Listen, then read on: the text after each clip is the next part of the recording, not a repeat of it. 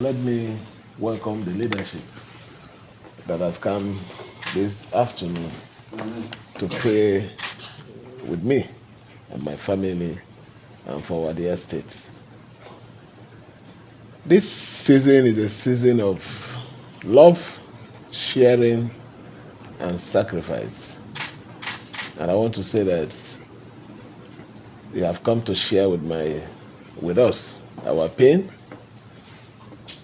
You have also come to make a very great sacrifice in the course of our trial. And that sacrifice is this prayer you just offered to us. In our own belief as Christians, we believe that everything that happens, it is the will of God. Yes. And for a greater purpose. Hello, welcome back to Let's Talk Politics of Naija. Governor Siminalayi Fubara's speech during a courtesy visit by River State Islamic leaders was more than a routine political address. It was a calculated response to the ongoing political turbulence in the state. His words reflect resilience, strategic patience, and a strong bid to maintain its legitimacy despite the crisis that has engulfed his administration. Now, we're going to break down this video into 4 parts and discuss them. First, he said, "We shall return." Fubara's declaration that he will return is a bold assertion of political survival, given the ongoing crisis which has seen a breakdown of governance structure and an alleged state of emergency imposed on Rivers State. His statement raises several questions to do. Does he have the political backing to truly return to full control? Now, this is a very big question because the current administration of President Bola Tinubu have seen a lot of crackdown on opposing voices or moves from the opposition. People like Peter Obi had come out to say that being opposition in this dispensation is very hard, is very difficult because people will not want to associate with you, that people will not even want to give you listening ear because they are scared of offending the ruling party. So Fubara is being suspended from the opposition. We don't really know if he have the backing, because the people that normally should back you to make sure that you have certain control, you have certain power, or you have certain impunities would not want to associate with you in fear of offending the ruling party. Now the question is, if Fubara says he's coming back, what are the measures in place for this comeback? Or is just saying it to please his fans or please his supporters? His speech suggests a man who sees himself as temporarily displaced rather than defeated. His emphasis on patience, using religious reference to Prophet Muhammad's return to Mecca, signals his belief that his political exile is temporary. Second, the symbolic of religious inclusion. By hosting the Islamic leaders, Fubara is reinforcing an image of inclusivity, contrasting with previous administration accused of sidelining the Muslim communities in Rivers State. The Muslim communities in Rivers State spokesperson also said it has found that Wike was very harsh and wicked towards them. This move serves 2 purposes. First, strengthening political alliance with minority religious groups in Rivers State. Secondly, positioning himself as a governor for all, rather than aligning with religious divisions. This is a direct counter-narrative to accusation that his administration is being politically isolated. It also strategically seeks to gain national sympathy, as Nigeria's political landscape is deeply influenced by religious and ethnic considerations. Thirdly, the unspoken battle. Though Fubara did not maintain his predecessor and political godfather Nyesom Wike, it's impossible to ignore the underlying context. The Rivers political crisis is largely viewed as a power struggle between Fubara and Wike. With the latter accused of trying to control the state from Abuja, key takeaways from Fubara's speech include: his reference to being suspended implies that his authority has been usurped but not permanently lost. His call for patience signals that he is playing a long-time game, likely banking on shifting political tides. His subtle jabs at those who want to destroy the state suggest he sees his opponent as enemies of Rivers' progress. Fubara so many times have positioned himself as the governor of the people. So him saying that stopping him or sidelining him is an attack on the Rivers progress. He shows that he feels that the Rivers State people are with him. Fourth, governance versus political survivor.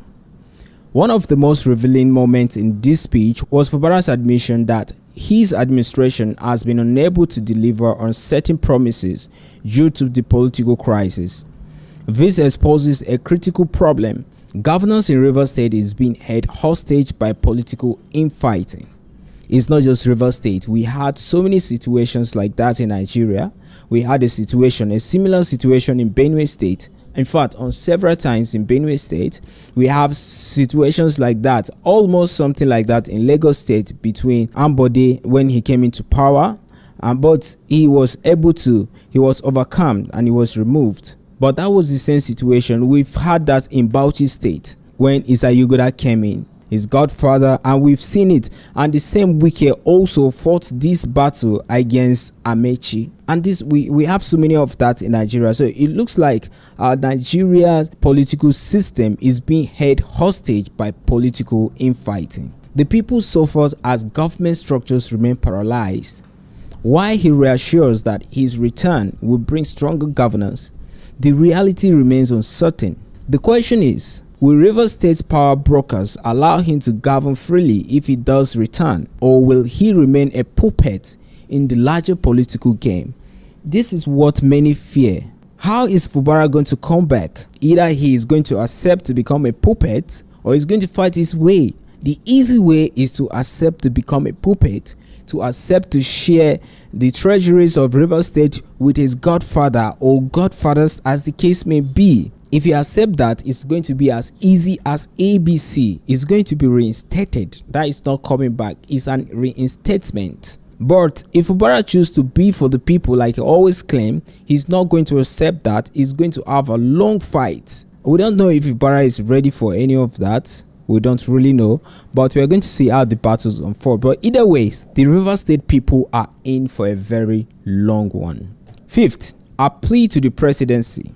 Fubara supporters, represented by the Islamic leaders, made an appeal to President Bola Tinubu to intervene and lift the alleged state of emergency.